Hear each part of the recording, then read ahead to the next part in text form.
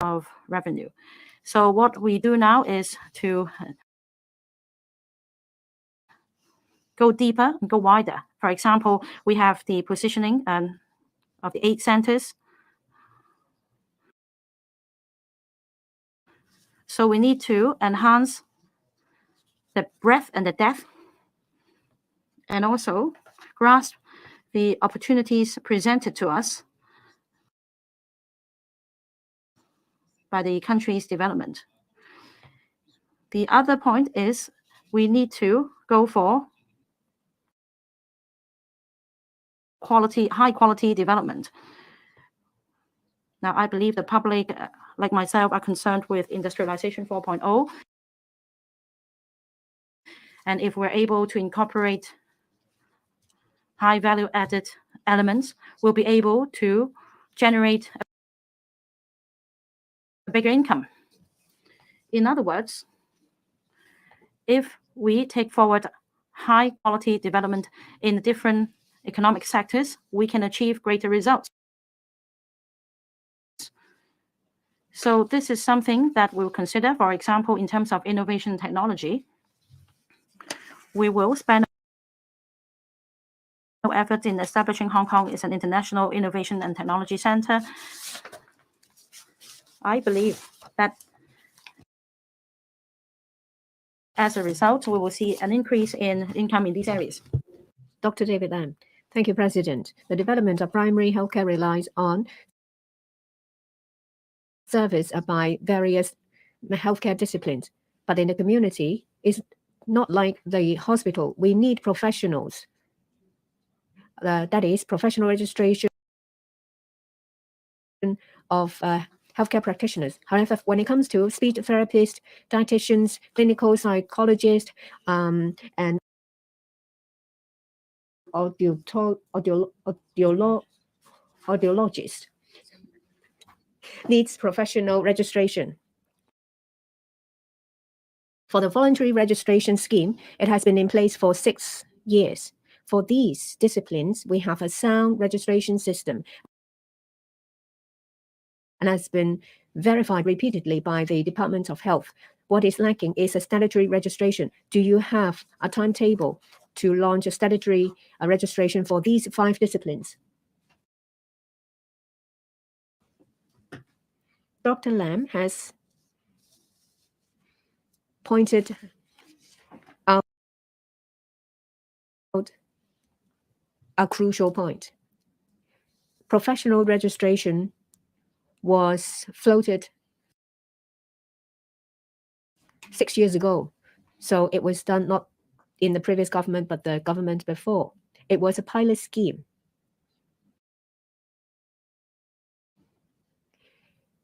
Put forward by the government before the last. I'm also concerned about this issue.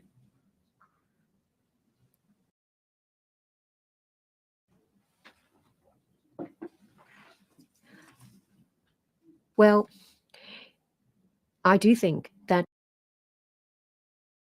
after 6 years, we do need to give this issue more thought, even though it's not mentioned in my policy address.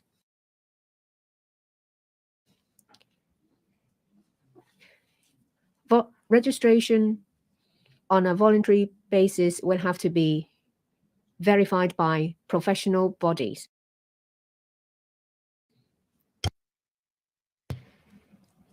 To give accreditation to the professionalism of these disciplines. You have mentioned 5 disciplines. What are the criteria for professional registration? I have asked relevant colleges to give me a report to see what standards they should be reached and what training need to be provided. I asked for reports to be submitted and I will consider them. This before we map out the next step. Mr. Chiang Hai-long. Thank you, President. Yesterday, I attended an event to select the 10 major pieces of news. I'm sure that opening of the border will be one of the major piece of news in 2023 because it has been on our mind all the time. Well, since you have taken office, we now see the actual opening of the border. However, we see that last night there are a lot of people queuing up to get tested in Maple Street. People are worried that after the Chinese New Year, they may not be able to get a PCR test done to come back to Hong Kong. I do think that the arrangement of crossing the border has been improved. But my question is, what work have you done in relation to the opening of the border? How do you score yourself out of 100, Chief Executive? When people ask me to give myself points, I only focus on myself because it is for the general public to assess the performance of my team. Of course, I have standards, and I ask my teams to reach these standards. But we can always improve. Whenever there are problems and issues, they will be tasked to address these issues and make improvements. But our government is here to solve problems.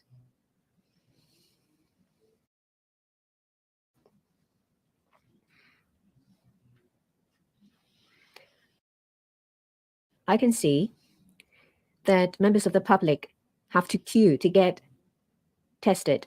Of course, this is not satisfactory and will have to be handled. We have to find out where the problem lies.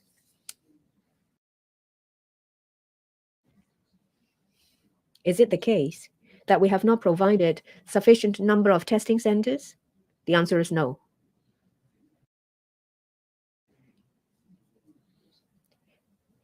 Even with queues, the capacity of our testing centers only reach 60%. So what is lacking is flow of information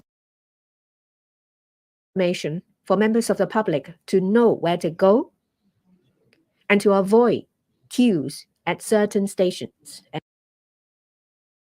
and centers. They can simply go to a different center with available slots. I noticed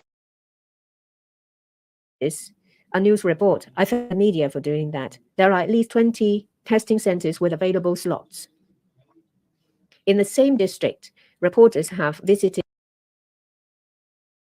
2 centers, one with queues, the other no. One is Macpherson Playground in Mong Kok. Well, up to the 20th, slots have been full, but in Office Street, there are still available slots. I am the chief executive. When I see members of the public having to queue for hours, it makes me sad. And I put myself in their shoes to feel how they feel. I have asked the Health Bureau and the Innovation and Technology Bureau to improve the availability and dissemination of information so that available slots of 40% of our capacity can be made known to the public so that they can be fully used. I asked them to do some work to more effectively release the information, and the public will have to be informed about the different time slots. For, say, one center, it may be the largest center of all, but when everyone goes there, there will be queues. And this situation will have to be disseminated. For traveling across the border, we have an advanced booking system because we don't want people to just bunch up during a certain time slot. Of course, people want to go to a location that's most convenient to them, and they can go to get tested on their way to and back from work. But if people want to go to popular centers, and if they know that if they go to somewhere that is further away, they could have saved half an hour or 20 minutes, and then they may change their mind. And the information will have to be readily available and easy to understand. Of course, we will listen to views, and when there is room to improve, we will definitely do so. I'm sure that there are new problems every day, no matter how many we have resolved. But I'd like to stress one point. My goal is to do away with PCR tests.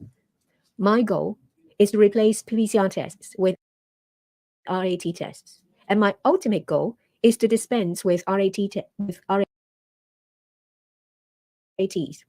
And I've already made a decision to remove the isolation order. An important step, as I said, towards normalcy is to remove isolation orders. But of course, in certain circumstances, we have to protect vulnerable groups and groups that are subject to high risk. For the general public, of course, I hope that there won't be any restrictions. That is the true meaning of normalcy. But at a certain time, before we make major changes, we need to make adjustments. And there is an adjustment period where we have to address different issues and tackle problems. I'm sure that members of the public are most happy to abide by our requirements, but they need the information.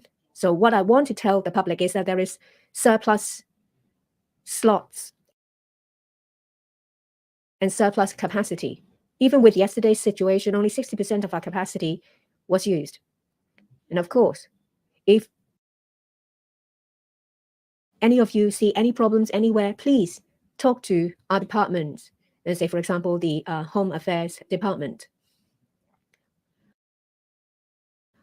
I hope that relevant information will be made available as soon as possible. Professor William Wong, Chief Executive. In the 14th Five-Year Plan, the central authorities support Hong Kong's establishment as a regional IP trading center. In fact, yesterday there was a discussion on this topic. I understand that the CEDB is in charge of this policy area, but patent is also one important point, and patent involved technology transfer. So, Chief Executive, will you consider allowing the Innovation Technology and Industry Bureau to take charge of this matter in the future? I thank Professor Wong for his question. In policy formulation, we often face a very practical issue. In fact, this is not unique to our government. It is also a common issue facing governments in other countries. There may be overlapping of policy portfolios. There may be gaps.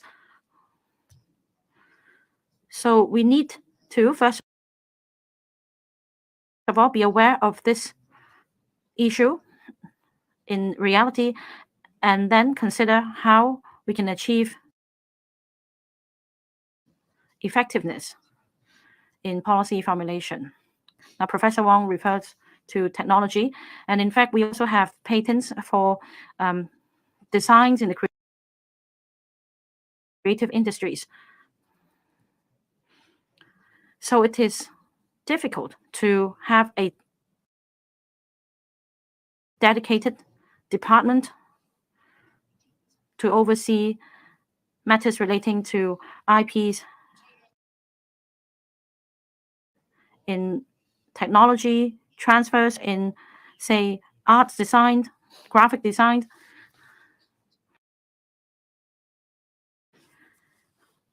I think what is important is that we need to identify the crucial links, and then we need to find out the responsible policy bureaus, and then we need to identify gaps. Let's say if there is a gap, if the relevant department does not have the legal mandate, the department may say that it has nothing to do with this matter, and then it's for me to give a direction for the department to take it up. Of course, this is also the purpose of my creating the post of Deputy Department Secretary. And in fact, all the way down to bureau chiefs and other department leaders and heads, even down to the middle level officers, they are all responsible. So to answer your question,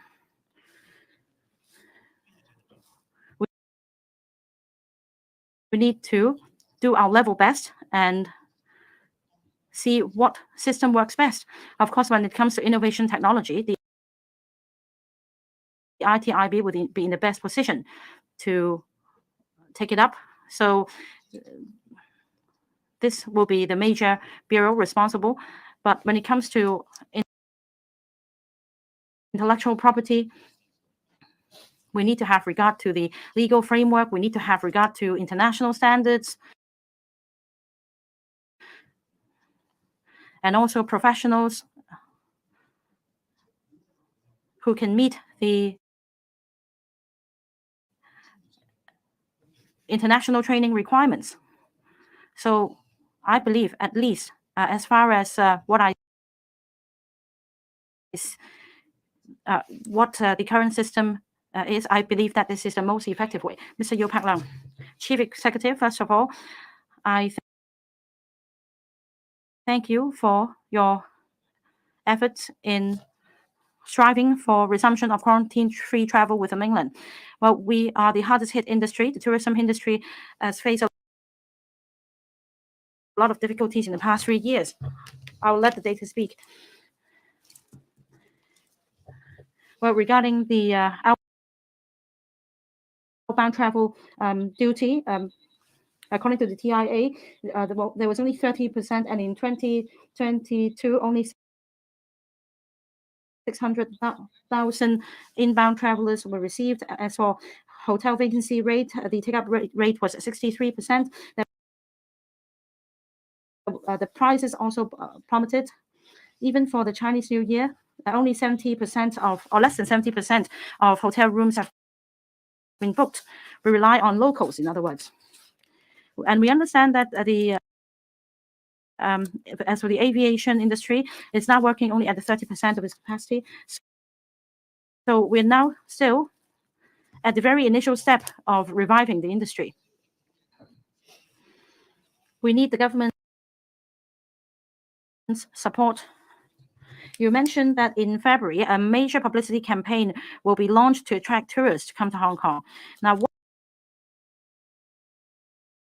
what measures will the government roll out to help revive our industry? Chief Executive. First of all, I thank Mr. Yu for expressing concern about his sector. And as Chief Executive, I also feel his passion and devotion for his industry and for his comments to the SAR government. They are meticulous, and I understand that the tourism industry has been the hardest hit industry in the past 3 years.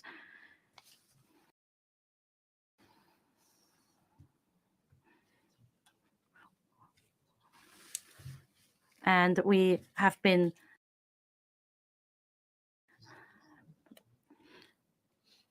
going the extra mile in helping this industry under the anti-epidemic fund and other subsidy schemes. Since reopening the border on the 8th of January, if we take a look at the travel figures, I would say that we only reached 10% of the pre-epidemic level.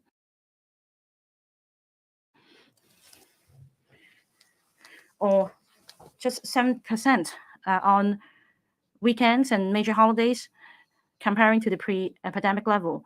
So it will take some time before we see a true revival of the economy. We still have some measures in place under the anti-epidemic fund. For example, we subsidize the running of green eco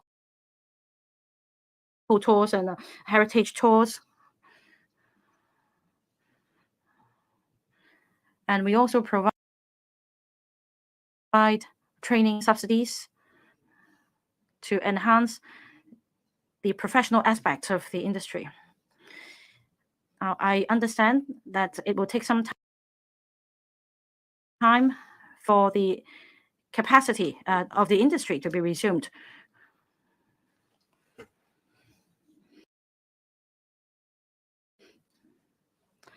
So if there is anything that the SAR government can do to enhance the system in general, do give us comments. For example, about cross-boundary vehicles doing business across the border, we are going to enhance the capacity of vehicle examination. The SAR government strives to meet demand. But on cross-boundary issues, we need to work with the other government as well. And on cross-boundary vehicles, the Transport and Logistics Bureau and the Security Bureau are sparing no effort in this regard, because the Public Security Bureau of the mainland is responsible for vehicle examination. There are still problems to be resolved, but I appeal to your understanding that the government is indeed making an all-out effort in tackling them.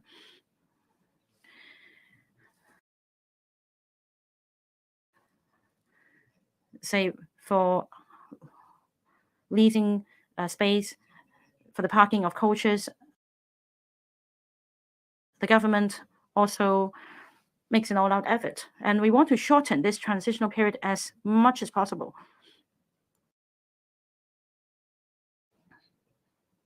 And a joint effort is required. We need to mobilize everyone to tell the good stories of Hong Kong. We need to make an extra effort, and that is why I'm going to lead delegations to tell the world the good stories of Hong Kong, and the Financial Secretary, meanwhile, is also doing the same. So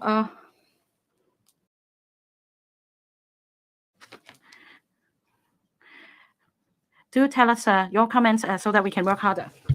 Mr. Lam and Kwong, thank you. Well, we have quarantine-free cross-boundary travel with PCR test within 48 hours. But the arrangements of the two places are different. A lot of the mainland testing centers will be on holiday till the 8th day of the Chinese New Year. So when people want to come back, it's difficult for them to get tested. And if they try to find available slots online, they find the information is not updated. That happens frequently. Some people want to go back to the mainland to visit their relatives, but they have to queue for a very long time. Last night until 3 a.m., a lot of the people who work at these centers work round the clock. For families that have to go across the border, it will cost them several $100s for the tests. So I'd like to ask the Chief Executive, in view of the situation, will you continue discussion with mainland authorities? Will you give us good news that perhaps before or after the new year, you'll be able to reach your objectives? That is to replace PCR tests with RAT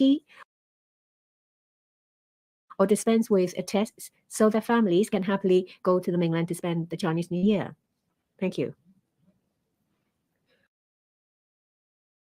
Our communication with mainland authorities happens every single day. On different areas, our government departments talk to relevant mainland counterparts. Under the leadership of the Chief Secretary, we have the Coordination Group of Resumption of Normal Travel. As you can see, that whenever we see problems, they'll be ironed out. It's mentioned that children under the age of 3, they don't have to do PCR test when they come back to Hong Kong. But when it comes to the other way around, we'll need the consent of mainland authorities. We've already talked to them, and it's decided that the test for people under the age of 3 will be dispensed with. And I'm very clear that we need to dispense with PCR tests. But when will it happen? As I said, that it involves 3 parties. Apart from the SAR government, and there is the Guangdong provincial government and the central authorities. I can tell you that we have the same goal.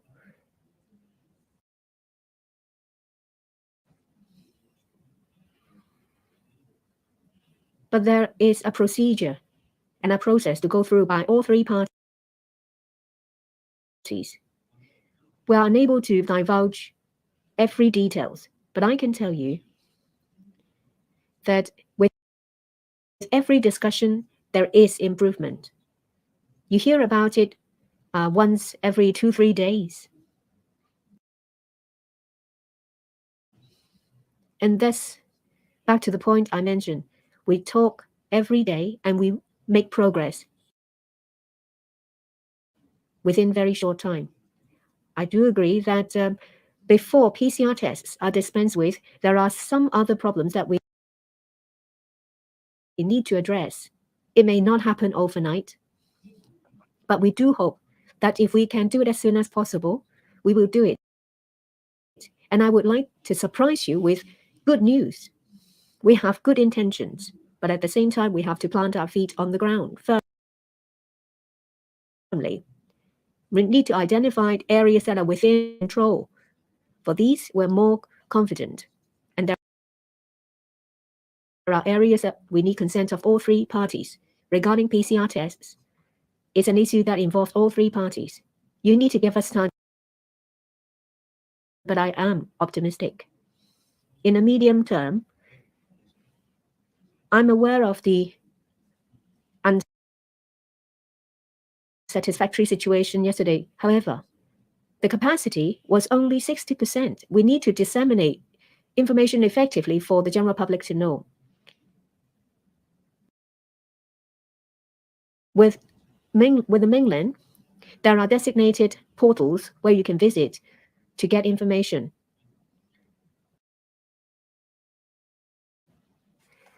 So if you have access to such information, then you will get accurate information and there won't be any wasted trips. Well, you need to make available information and make it available effectively so that members of the public will be fully informed. And I've been asking relevant bureaus and departments to communicate all information well to the general public. And whenever they hear about problems, they should be resolved. In terms of replacement of PCR tests with RAT and on which area we can start with, we will have to map it out. Regarding students, well, they should be given priorities. That is very clear. That is in terms of cross-boundary students. that is well within our control and is easier to handle. Members of the public know about the work undertaken by the government and the degree of difficulty of these tasks. Well, when they are fully informed, then they will have more confidence. Dr. So Chang-Wing, Hong Kong is the biggest offshore renminbi business hub. We have uniqueness that is not present in London and New York. This is a good diversification of our over-reliance of US dollars, and this will promote the internationalization of RMB, and it will also boost the liquidity of RMB, and it will also expand our and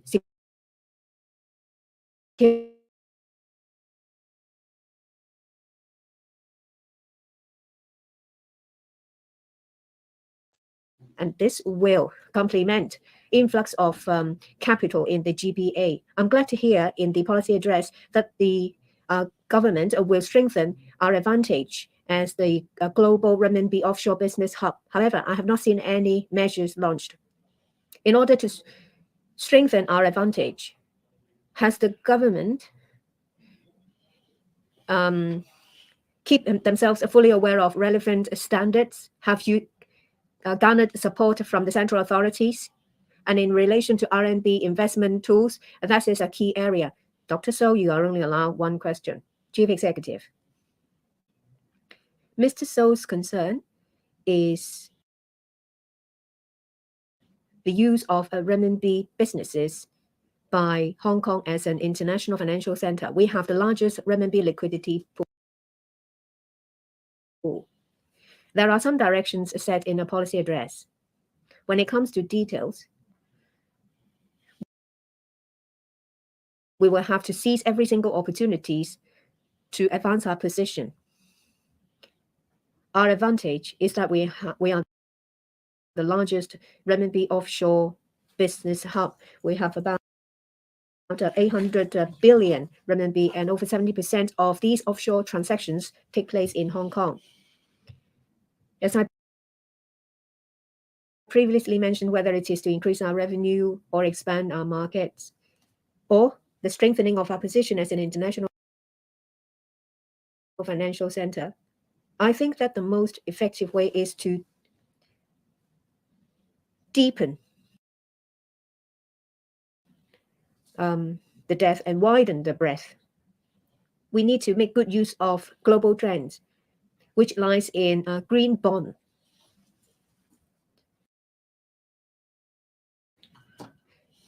Municipal governments, provincial governments have been issuing bonds, RMB bonds.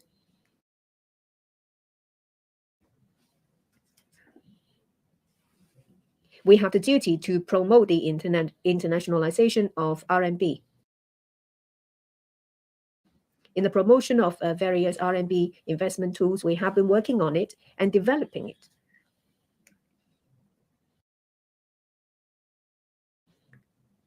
With the dual counter approach, with the dual tranche, dual counter tranche, the bill has been passed. This is conducive to widening the breadth and depth of RMB business. And every time I visit overseas or with visits done by the financial secretary, the monetary authority, or the financial services and the treasury, we have been stressing our development of RMB businesses. In some overseas countries, they use RMB in their transaction. How do they make good use of RMB, but with so that it can be used in a diversified way? Regarding wealth management, asset management and liquidity, and I have been showcasing Hong Kong's position.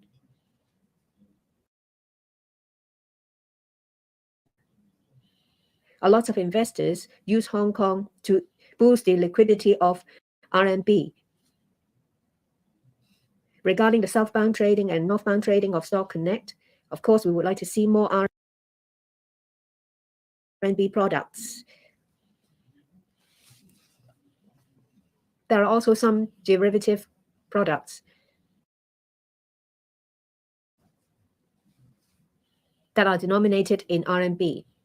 There are many ways to promote these products.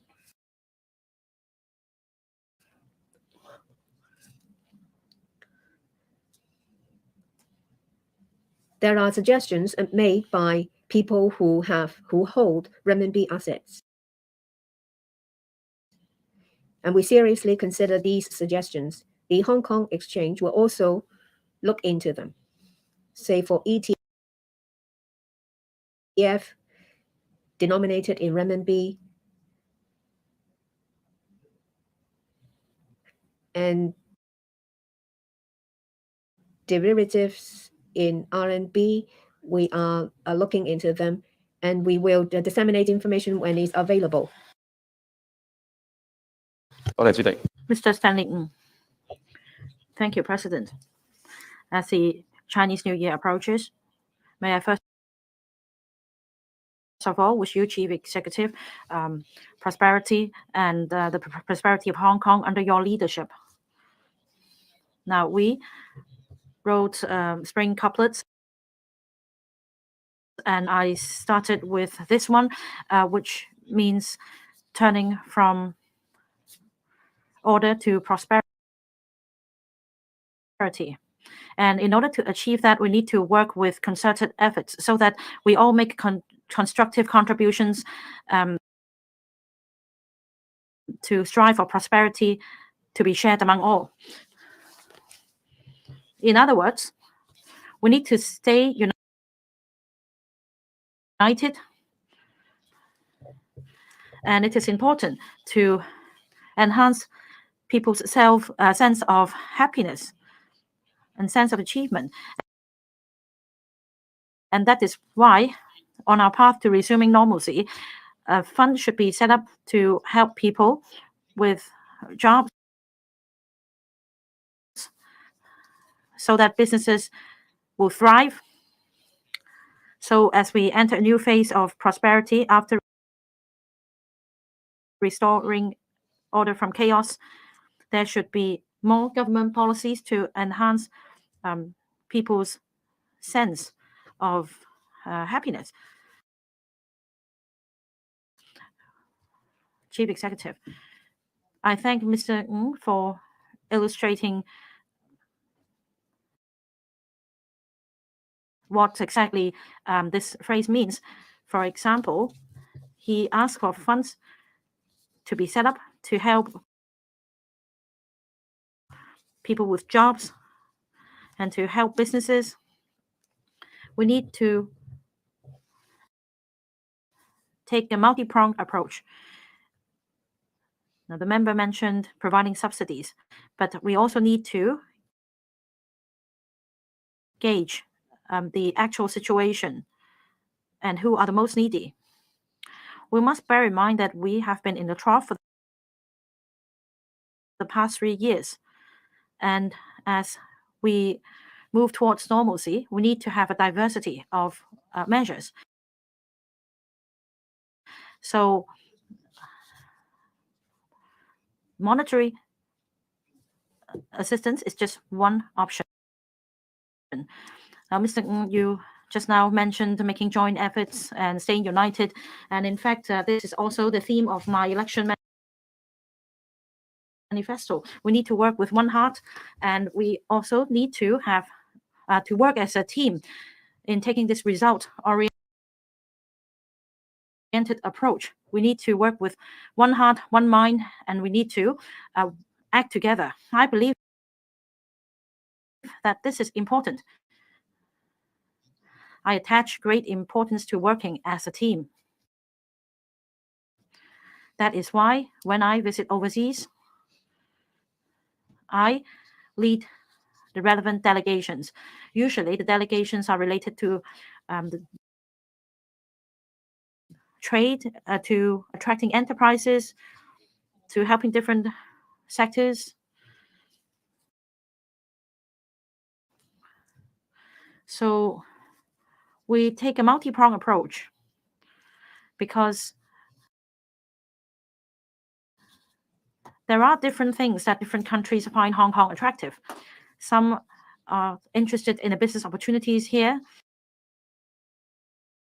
Some appreciate the diversity of events, sports events, competitions, festivals, and trendy events held in Hong Kong. And I fully agree with the honourable member that we need to enhance the sense of happiness among our people. Apart from providing monetary assistance, if need be, we may consider measures to help us achieve normalcy more expeditiously.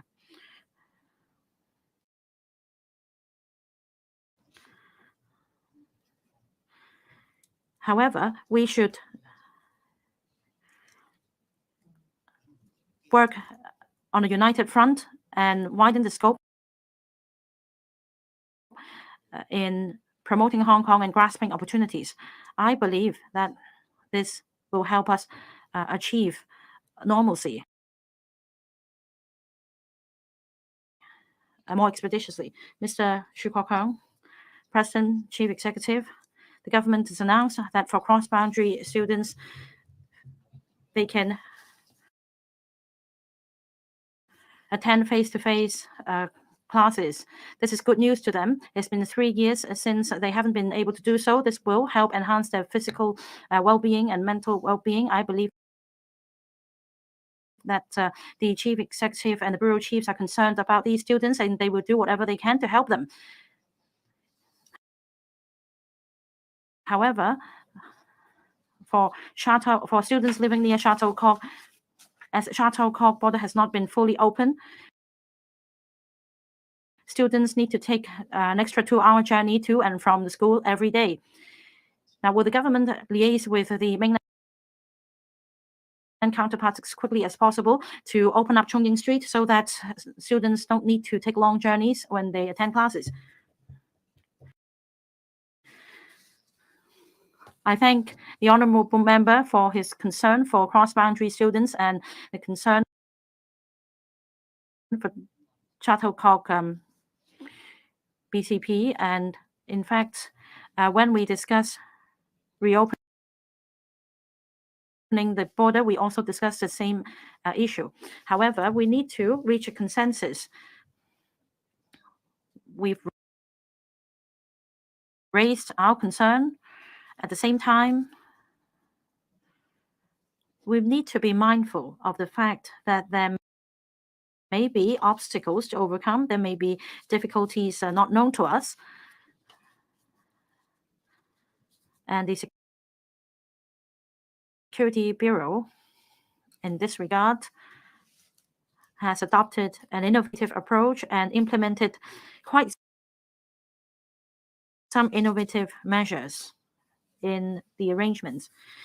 We may not have announced every detail,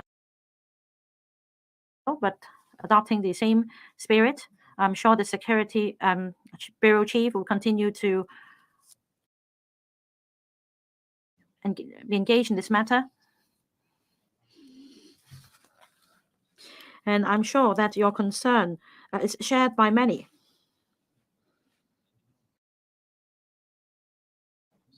In the course of our discussion with the mainland counterparts, I'm sure that all these points will be covered. Mr. Chen Xiuhong, Chief Executive, first of all, I thank you and your team for your hard work in this new term for Hong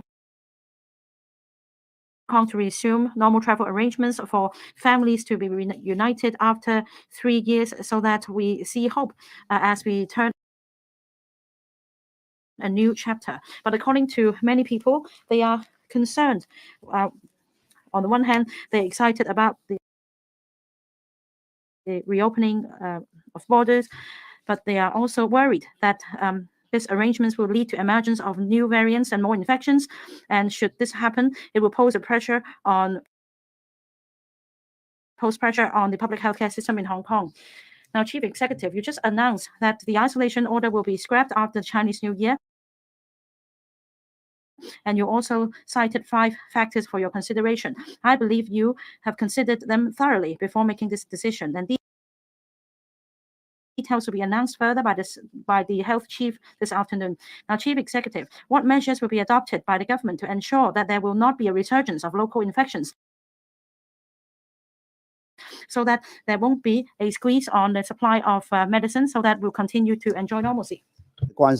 Chief Executive, I thank Mr. Chen for his reminders and his concern.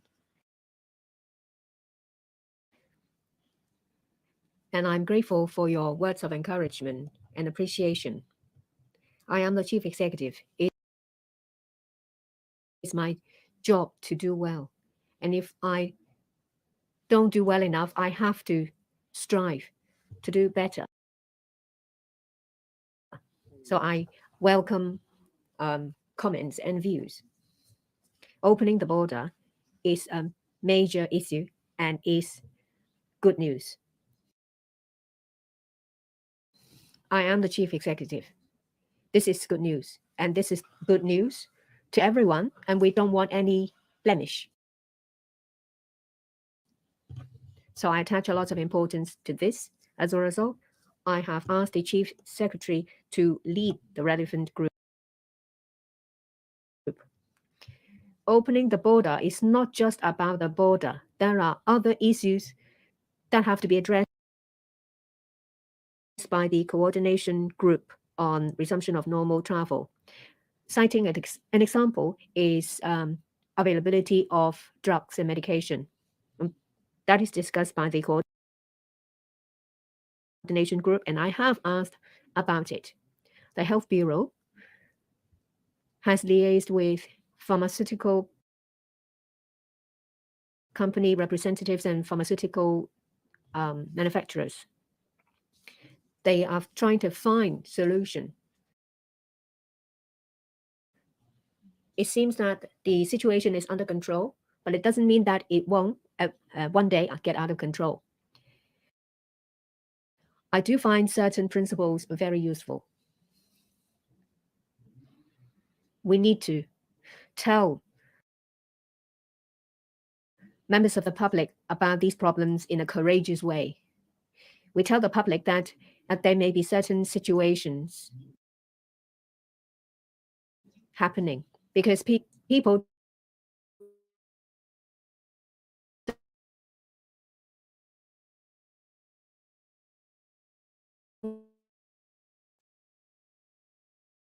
the dark. So we need to tell the public that we're aware of the problems and that we're working on it. When we work on the problem, we need to tell the public the difficulties we encounter when trying to resolve the problem. Say, for example, long queues for testing centers. We need to tell the public that it's not a matter of short in supply. We have spare 40% of capacity. We need to have a right diagnosis of the situation and apply the right solution. Issues related to opening of the border is something that we have encountered before. Say, for example, parallel goods, obstruction of streets, hygiene problems. These are issues that the coordination group will tackle. The Deputy Chief Secretary has set up a unit to handle that as well. What is the crucial issue involved? We need to identify potential hazards, risk. We need to identify safety coefficients. We need to formulate contingency plans. And these are issues to be handled by the coordination group.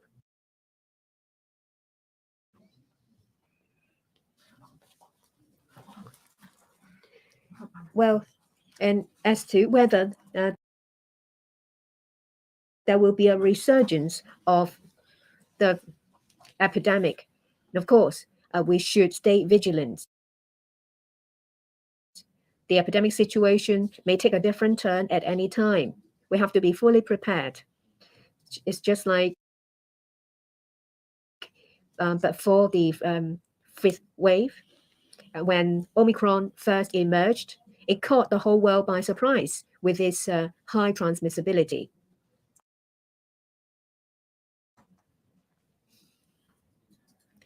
One of our policy in the fight against the epidemic is to guard against resurgence.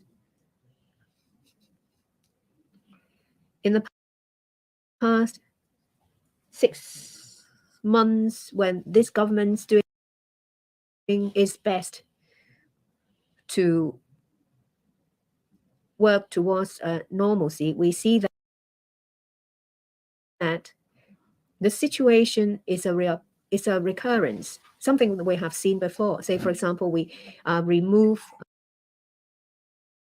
centralized isolation, and then there is 0+3 quarantine. When we look back, we realize that we have handled it well. We handle it in a safe and orderly manner. We will actively work on it. And we want the general public to think that we have done well enough. We are fully alive to the situation that there may be many unexpected situations that will emerge. And it's a piece of information that I share every day with my team. And I can tell the member that we stay vigilant. If you identified any weak links, please let us know. Staying vigilant is a good thing. Opening the border is a good thing. It's always a good thing. Mr. Xiu Kafai. Hello, Chief Executive. Previously, I asked the former Chief Executive, Mrs. Carrie Lam, that a colorful participation from people of different political spectrum here is a good thing. In your policy address, I see that you have focused on attracting enterprises and talents. If that is the case, then the business sector will shine again. But if you want to develop the economy and to attract businesses and talents, then you need more work. Tommy Zhang told me that there is a manpower shortage of 30,000. Frankie Yik told us that in the transport sector, drivers are usually in their 70s and there is a manpower shortage. And for the F&B sector, last year, even if you raise the pay by 10 to 20%, you still have recruitment difficulties. And I heard from the construction sector that they're concerned about manpower shortage. And in the hotel industry, they're also worried about a shortage in staff. So would you consider importation of labor to address the issue? Thank you, President. Thank you, Mr. Xiu. Indeed, we have a wide spectrum in the community. And let me say, quote this saying in English. Well, it takes all sorts to make the world, and that is why equally in Hong Kong, we need people from all walks of life, from different backgrounds, to build the society here and to build a home for us. The business sector is a major contributor to our development. The business sector drives development, provides jobs, help us shine on the global, on the world's stage. At the same time, the labor sector provides the footing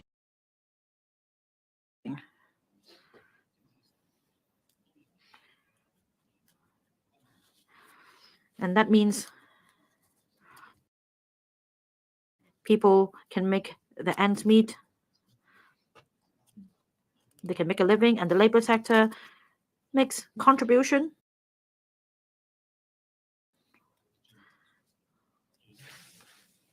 so that we maximize what we can share. Because the labor sector is the largest sector in Hong Kong.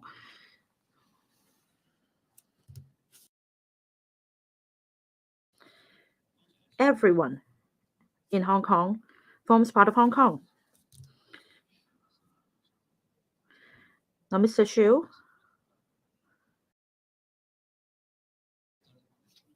just now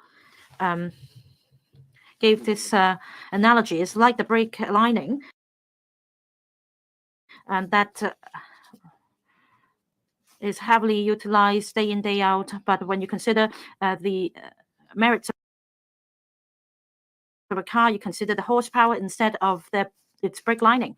In other words, we need to make people feel that they've achieved something as they work hard. And we also need to play a role on the world stage, and that means jobs for drivers, professionals alike, and also other jobs in the retail industry, jobs for grassroots. All these are important. In the policy address, we rolled out measures relating to the trial for talents. And Mr. Xu, if you could just refer to the policy address,